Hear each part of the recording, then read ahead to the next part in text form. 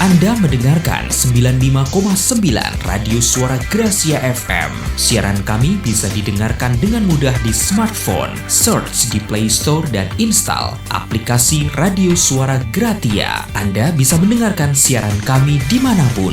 Firman Tuhan, talk show, atau program lainnya bisa didengarkan kembali di YouTube channel Radio Suara Gratia FM dan Spotify, Instagram @Radio Suara Gratia FM, Facebook Suara Gratia. Radio Suara Gracia FM, the sound of life.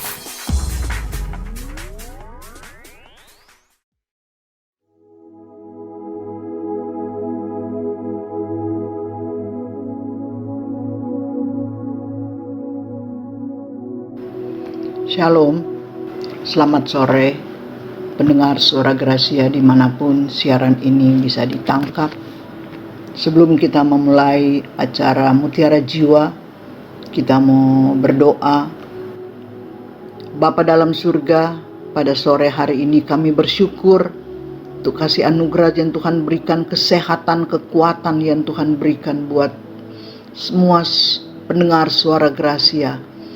Kami berdoa biar kebenaran firman Tuhan yang disampaikan jadi berkat dan menjadi kekuatan buat semua yang mendengarkan firman Tuhan.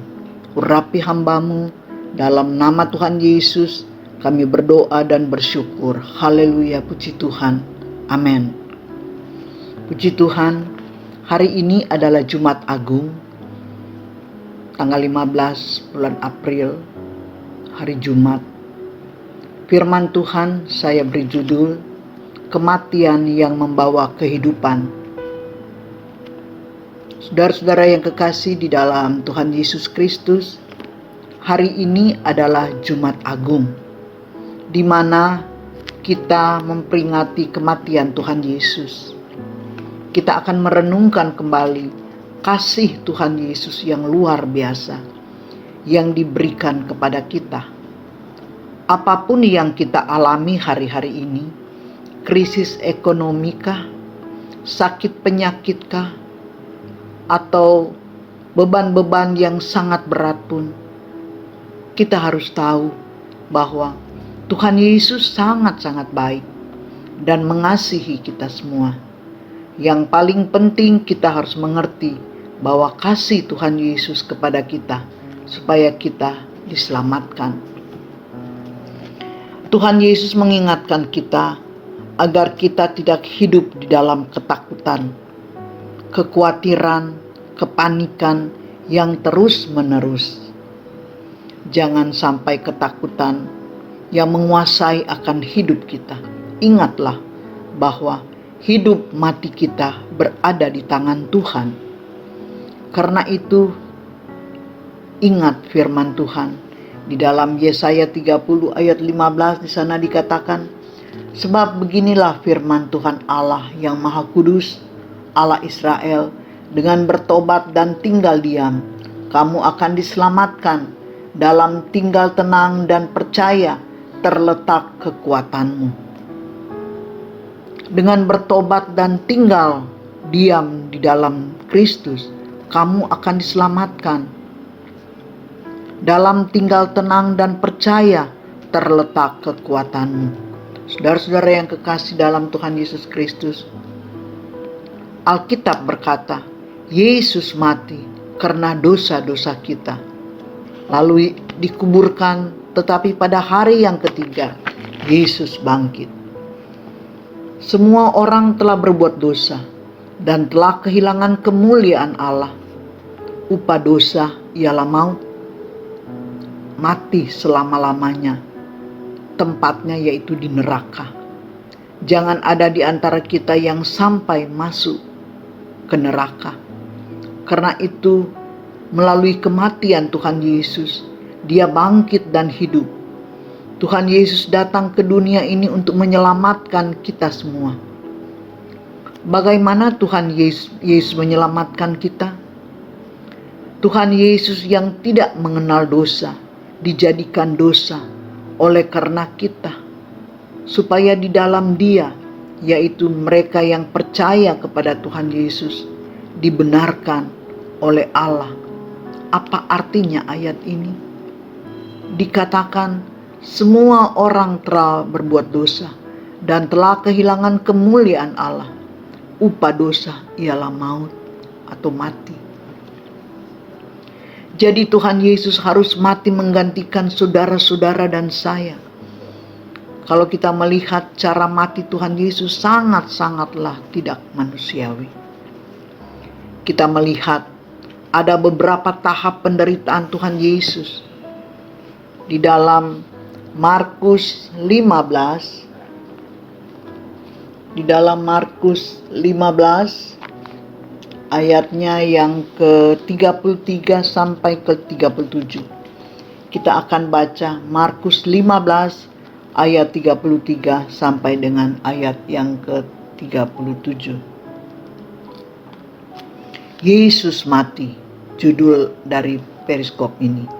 Pada jam 12 kegelapan meliputi seluruh daerah itu dan berlangsung sampai jam 3. Dan pada jam 3 berserulah Yesus dengan suara nyaring, Eloi, Eloi, lama sabatani, yang berarti, Allahku, Allahku, mengapa engkau meninggalkan aku? Mendengar itu beberapa orang yang berdiri di situ berkata, lihat, ia memanggil Elia. Maka datanglah seorang dengan bunga karang, mencelupkannya ke dalam anggur asam, lalu mencucukkannya pada sebatang bulu dan memberi Yesus minum serta berkata, baiklah, kita tunggu dan melihat apakah Elia datang untuk menurunkan dia. Lalu berserulah Yesus dengan suara nyaring dan menyerahkan nyawanya. Saudara-saudara yang kekasih dalam Tuhan Yesus Kristus, firman Tuhan yang terdapat di dalam Markus 15 sampai seterusnya ini menceritakan bagaimana Tuhan Yesus sebelum dia meninggal. Kita bisa baca di dalam ayatnya yang pertama dan seterusnya, di mana Yesus di hadapan Pilatus, Yesus disalibkan, Yesus diolok-olokkan. Saudara yang kekasih dalam Tuhan Yesus Kristus, kita melihat ada beberapa tahap penderitaan Tuhan Yesus. Hal yang pertama, dari Taman Getsemani sampai ke Golgota sangat mengerikan. Pergumulan doa di Taman Getsemani itu hal yang pertama. Ketika berada di Taman Getsemani, Tuhan Yesus berdoa kepada Bapa dalam keadaan ketakutan sampai pelunya seperti tetes darah yang jatuh ke tanah. Tuhan Yesus berdoa kepada Bapa, ya Bapakku, jikalau sekiranya mungkin biarlah cawan ini lalu daripadaku. Tetapi jangan seperti yang ku kehendaki, melainkan seperti yang kau kehendaki. Di sini Tuhan Yesus mengajarkan kepada kita di dalam doa, kita boleh memohon kepada Tuhan. Tetapi jangan memaksakan kehendak. Bukan kehendakku yang jadi, tetapi biarlah semuanya kehendak Tuhan yang terjadi. Mungkin kita mengalami ketakutan. Kita harus ingat bahwa Tuhan Yesus pernah mengalami ketakutan untuk menebus dosa kita semua umat manusia. Karena itu datanglah kepada Tuhan Yesus. Dia mampu dan mau menolong kita. Hal yang kedua yaitu Tuhan Yesus ditangkap. Dia dituduh dengan bermacam-macam tuduhan. Dia diludahi dan dipukul, disiksa dan lain-lain penyiksaan. Tetapi Tuhan Yesus tidak membalas. Tuhan Yesus mengajarkan kepada kita agar kita mengasihi dan berdoa bagi orang-orang yang membenci kita, orang-orang yang mencaci maki kita, dan orang-orang yang tidak menyenangi akan kehidupan kita. Hal yang ketiga, dibelenggu dan diadili. Di waktu Tuhan Yesus diadili oleh Pilatus, ternyata tidak didapati kesalahan yang membuat Tuhan Yesus harus dihukum mati. Sementara orang-orang Yahudi terus berteriak-teriak, salibkan dia, salibkan dia. Akhirnya Pilatus menyerahkan Tuhan Yesus untuk disalibkan. Hal yang berikut yaitu Tuhan Yesus dicambuk.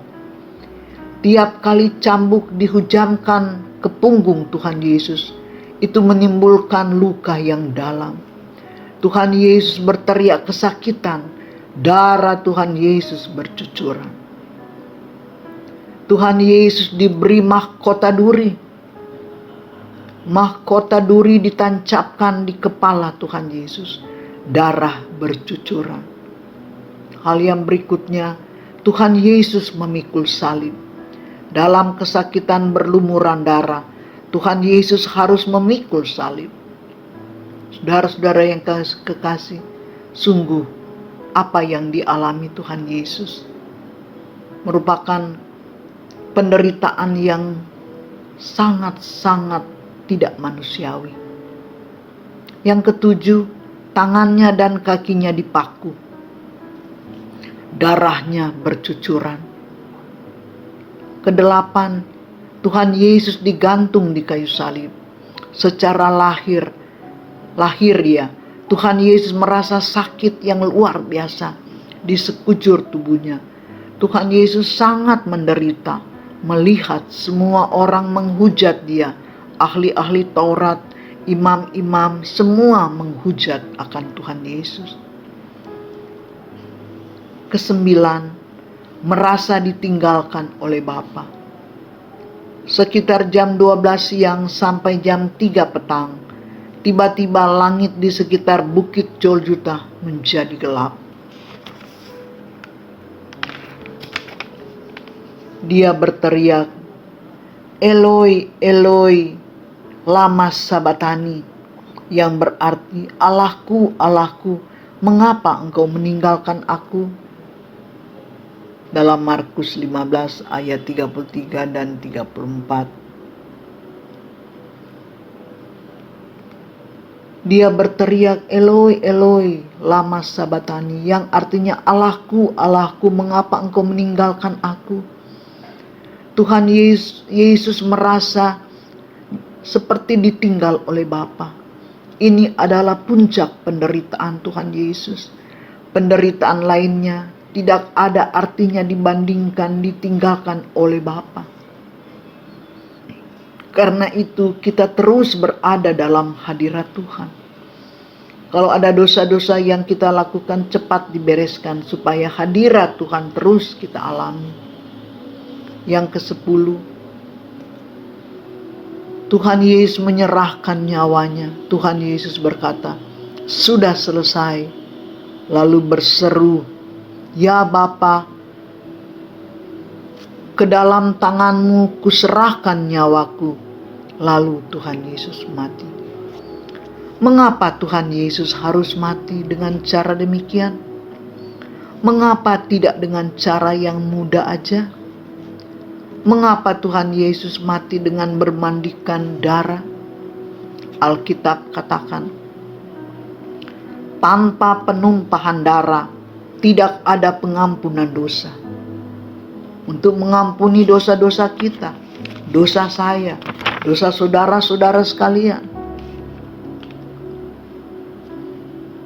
Tuhan Yesus harus mati dengan cara demikian. Selain itu, Alkitab katakan dengan cara mati Tuhan Yesus seperti itu, penyakit kita ditanggungnya, penderitaan kita dipikulnya, oleh bilur-bilurnya kita disembuhkan. Tuhan Yesus mati karena dosa-dosa kita. Dia dikuburkan, tetapi pada hari yang ketiga Tuhan Yesus bangkit. Bagaimana jika Tuhan Yesus tidak bangkit? Saudara, sia-sialah pemberitaan firman Tuhan. Sia-sialah kita percaya kepada Tuhan Yesus. Di saat kita memberitakan firman Tuhan tidak menjadi sia-sia. Puji Tuhan, karena Tuhan Yesus kita, Tuhan Yesus yang hidup. Dia sudah bangkit dan dia hidup. Di saat kita memberitakan kebenaran firman Tuhan, itu tidak menjadi sia-sia karena dia hidup dan bangkit. Hal yang kedua, bagaimana jika Tuhan Yesus tidak bangkit? Sia-sialah iman kita. Ketiga, sia-sialah kesetiaan kita. Kita adalah orang-orang yang paling malang dari semua manusia. Tetapi puji Tuhan, Tuhan Yesus hidup, Tuhan Yesus bangkit, dan kita bukan orang-orang yang malang lagi, tapi kita adalah orang-orang yang paling beruntung, orang-orang yang berkemenangan, orang-orang yang menerima kasih anugerah Tuhan yang begitu besar. Saudara-saudara yang kekasih, bagaimana dampak kebangkitan Tuhan Yesus? Hal yang pertama, selalu ada hari esok. Sebab Dia bangkit, ada hari esok. Karena Tuhan Yesus yang pegang hari esok, Dia hidup, Dia berkata, jangan kamu takut, jangan kamu khawatir. Tuhan Yesus hidup dan Tuhan Yesus bangkit. Selalu ada hari esok. Itu dampak dari kebangkitan Tuhan Yesus. Hal yang kedua, sebagai dampak kebangkitan Tuhan Yesus, mujizat masih ada. Itu sebabnya mujizat-mujizat Tuhan Yesus masih ada dulu, sekarang, sampai selama-lamanya. Orang buta bisa melihat, yang tuli mendengar, yang mati dibangkitkan, yang kusta menjadi tahir. Kita tetap dalam perlindungan Tuhan. Kalau saudara membaca di dalam Mazmur 91, kita tetap dalam naungan kasih Tuhan. Kita tetap dalam perlindungan Tuhan. Saudara-saudara yang kekasih di dalam Tuhan Yesus Kristus, kebenaran firman Tuhan mengenai kematian Tuhan Yesus, yang tadinya murid-murid Tuhan Yesus semua pada ketakutan, semua mencari pekerjaannya masing-masing. Tetapi puji syukur, Tuhan Yesus Tuhan yang hidup. Murid-murid tidak percaya, tetapi firman Tuhan mengatakan, jangan kamu takut, jangan kamu khawatir. Tuhan Yesus sudah bangkit dan Tuhan Yesus hidup. Firman Tuhan mengatakan, kasih anugerah Tuhan itu berlimpah buat kita karena kebangkitan Tuhan Yesus, karena kuasa darah Yesus yang memberikan kita keselamatan. Hanya karena pengorbanan Tuhan Yesus di kayu salib, kita menerima kasih anugerah, kita menerima keselamatan yang datang daripada Tuhan Yesus Kristus. Saudara, apa yang harus kita balas dengan kebaikan-kebaikan Tuhan? Tuhan tidak menginginkan harta benda kita. Tuhan hanya menginginkan taat dan setia. Taat dan setia, percaya bahwa Tuhan Yesus, Dia adalah Tuhan. Dia adalah keselamatan kita. Oleh karena itu, biarlah kebenaran firman Tuhan pada sore hari ini boleh menjadikan kita kuat. Iman percaya kita tidak mudah goyah dengan situasi dan kondisi apapun. Karena kita percaya kematian Tuhan Yesus membawa kita dalam kehidupan. Oleh karena itu, biar pada sore hari ini, di saat kita memperingati kematian Tuhan Yesus, ingat pada hari yang ketiga, Dia bangkit dan Dia hidup. Paskah adalah kemenangan dari orang Kristen. Oleh karena itu, biar kita mau tetap setia mengiring akan Tuhan, tetap taat, tetap percaya bahwa Tuhan Yesus adalah sumber hidup kita. Apapun yang boleh kita alami, kita tetap percaya bahwa hidup mati kita ada di dalam tangan Tuhan. Biarlah kebenaran firman itu menjadi berkat buat kita semua. Terima kasih. Tuhan Yesus memberkati. Sebelum kita mengakhiri kebenaran firman Tuhan ini, kita mau tundukkan kepala dan kita mau berdoa. Bapa dalam surga, pada sore hari ini kami sudah mendengarkan firman Tuhan. bahwa kami memiliki Tuhan Yesus yang hidup. Walaupun Tuhan Yesus itu disiksa, dicambuk, dia mati, tetapi pada hari yang ketiga Tuhan Yesus bangkit. Tuhan Yesus bangkit dan hidup untuk menyelamatkan dosa-dosa umat manusia yang percaya kepada Tuhan Yesus. Oleh karena itu, biar kita tetap setia mengiring akan Tuhan, tetap percaya bahwa sekali Tuhan Yesus tetap Tuhan Yesus. Oleh karena itu, semua pendengar suara Gracia dimanapun mereka berada, kita tidak usah khawatir dan takut, karena kita memiliki Tuhan yang hidup. Kami berdoa buat mereka yang dalam keadaan sakit. Kami bawa Ibu Sholem, Tuhan lawat jamah, berikan dia penghiburan yang sejati, kekuatan dan iman tetap teguh, walaupun tubuh jasmani lemah, tetapi rohnya tetap kuat di dalam Engkau. Berkati mereka yang dalam keadaan sakit, mereka yang terpapar COVID, biar Tuhan lawat jamah. Firman Tuhan mengatakan mujizat itu masih ada kesembuhan. Kuasa bilur Tuhan Yesus menyembuhkan mereka yang sakit, mereka yang mengalami masalah berat. Tuhan Yesus sanggup mengangkat setiap beban-beban kita. Terima kasih Bapa, berkati semua pendengar suara Gracia. Juga Tuhan berkati semua karyawan dari suara Gracia. Biarlah apa yang mereka kerjakan menjadi berkat buat banyak orang. Berkati suara Gracia. Terima kasih Bapa, terima kasih Tuhan Yesus. Segala puji, hormat, kemuliaan hanya bagimu. Dalam nama Tuhan Yesus kami berdoa dan kami bersyukur kepadamu. Haleluya, puji Tuhan. Amin.